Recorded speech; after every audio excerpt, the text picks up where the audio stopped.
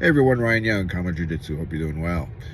This is a video about a subject that took me a while to accept. Basically, call it a bitter pill to swallow. And it has to do with training, as long as, say, I have, right? Here we are in, 2025, November. And I've been training about 36 years. 36 years this year, 37 next. And when you're training that long, that means you're pretty old now. Kind of as we were saying, long in the tooth, right? And the hardest part is dialing down your training. You have to kind of ask yourself, why are you training, right? If you are doing jiu-jitsu because you want to be, a fighter, right? You want to fight. Then that's one reason to do it.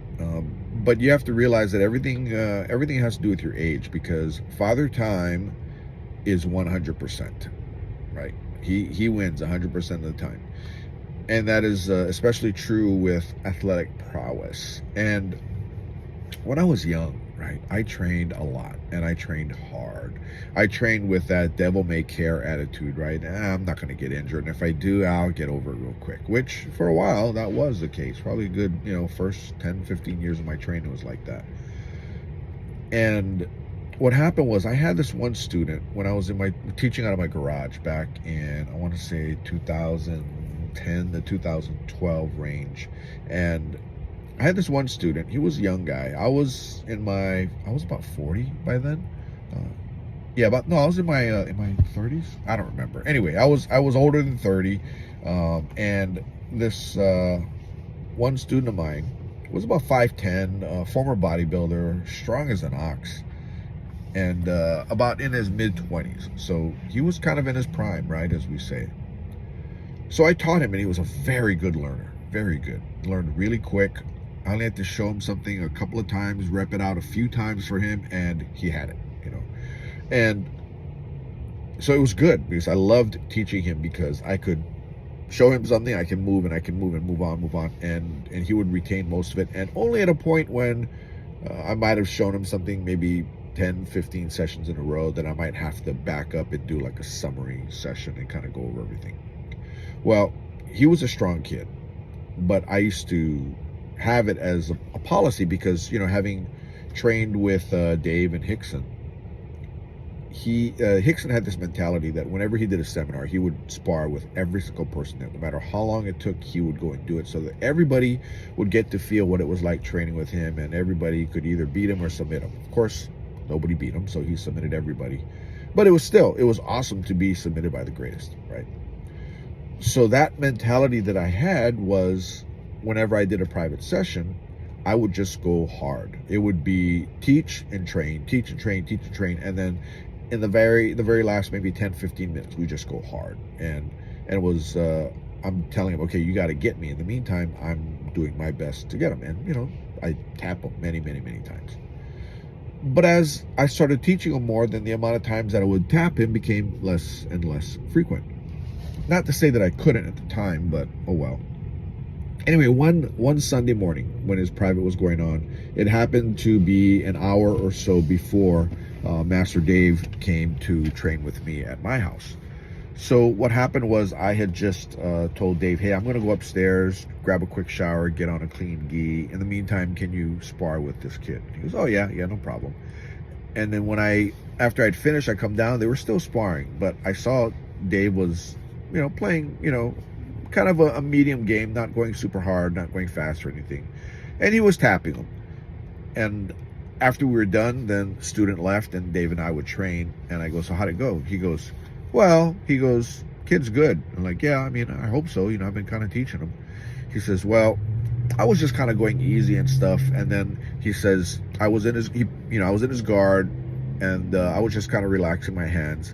And all of a sudden I feel him going for an armbar, moving his hip and all that. He goes, so I pulled my arm in, and he said the kid just straightened his arm out. And then that's when Dave goes, oh shit. And then that's when he started to pick it up a little bit.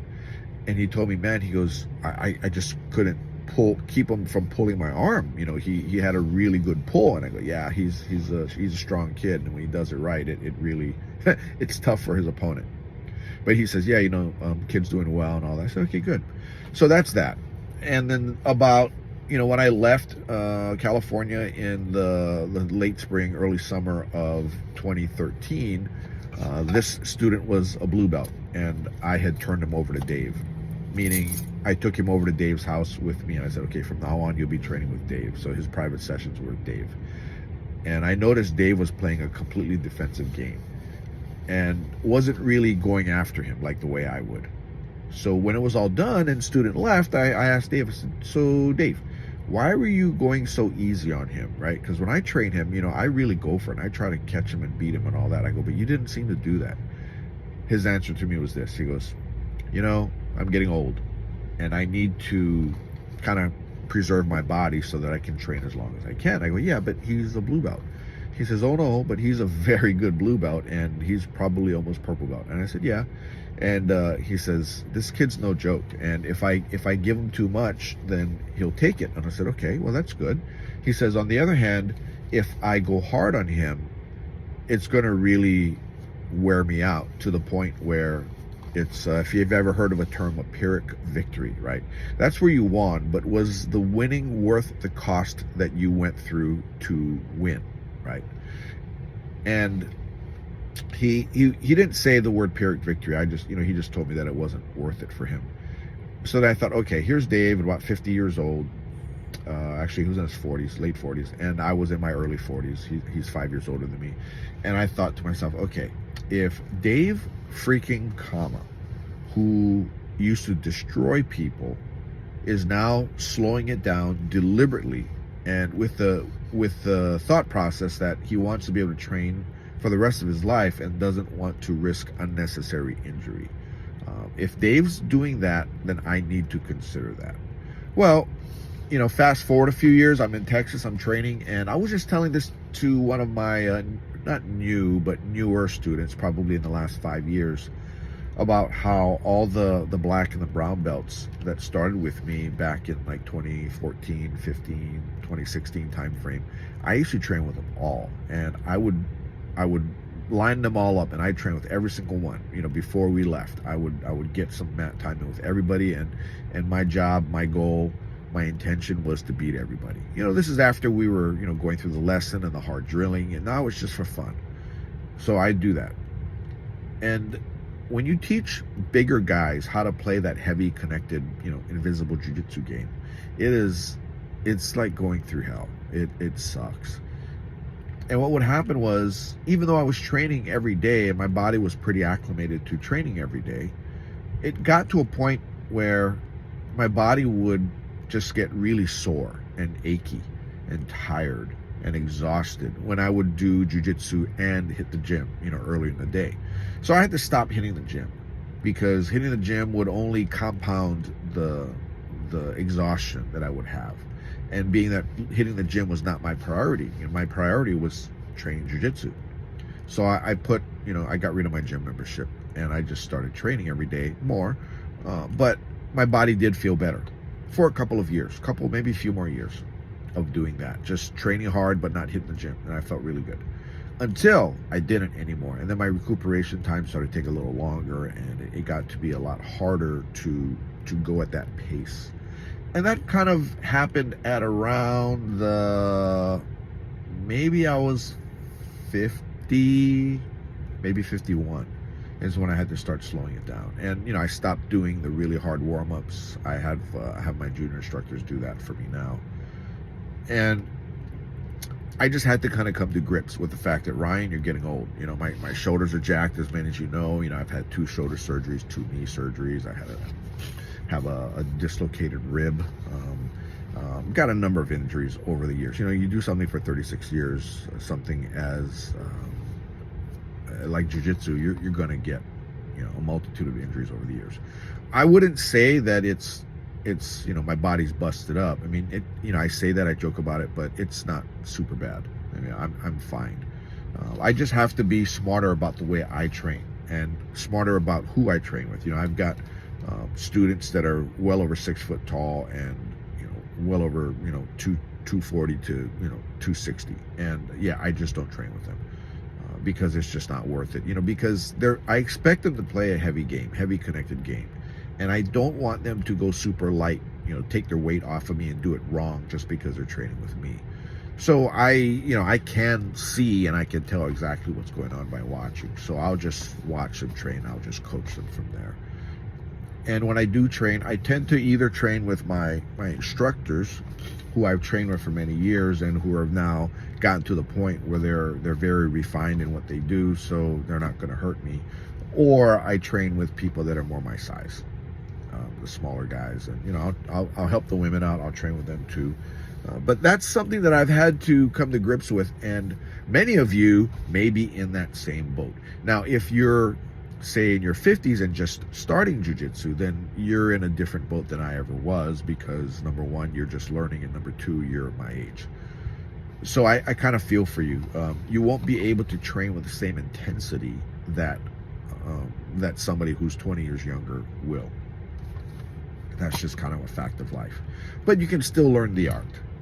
So I would suggest that for those of you who are, let's say, 45 to 50 and up, you might want to consider training a lot easier rather than harder and more intense.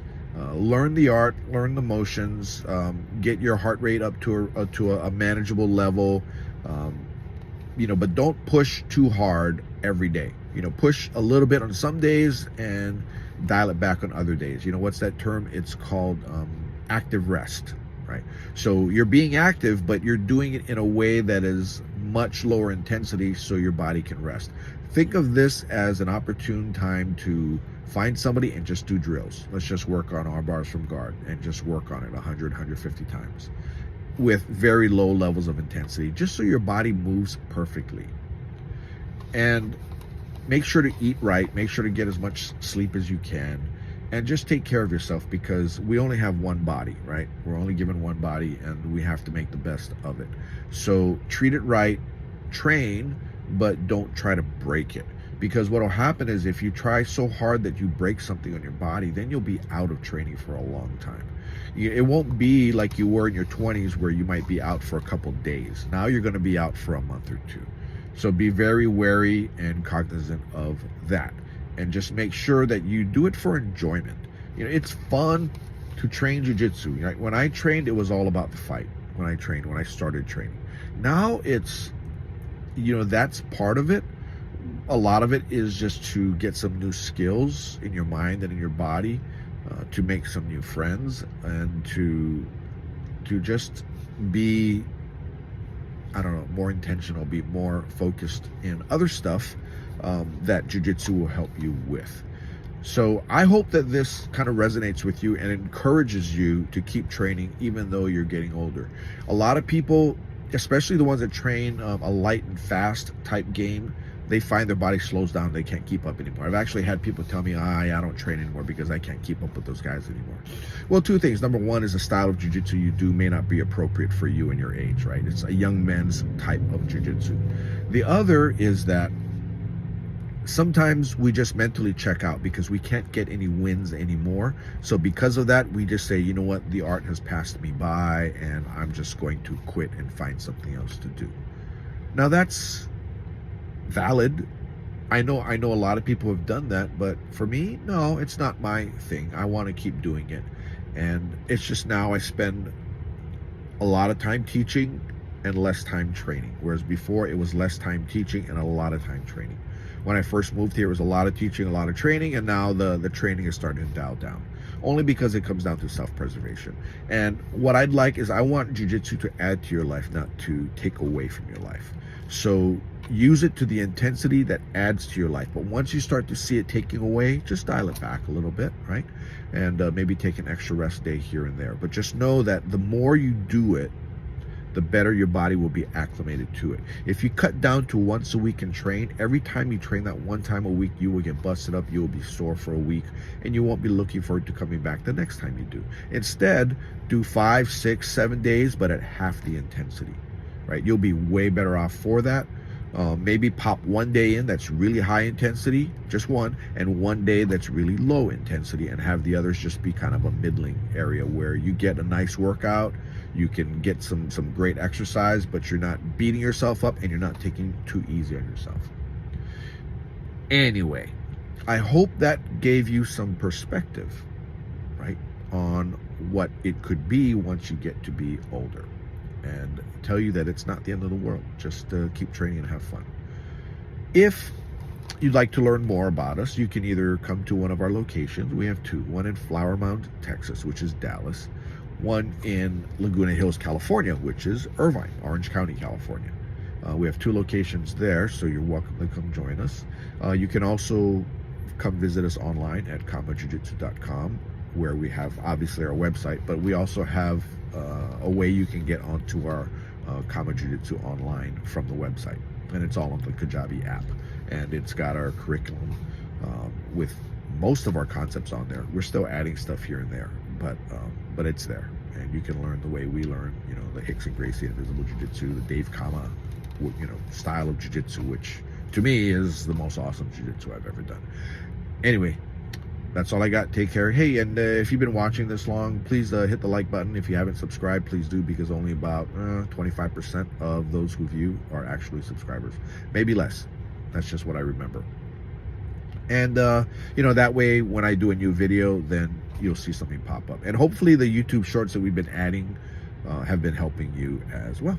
Anyway, that's all I got for you. Take care. Happy training. Bye now.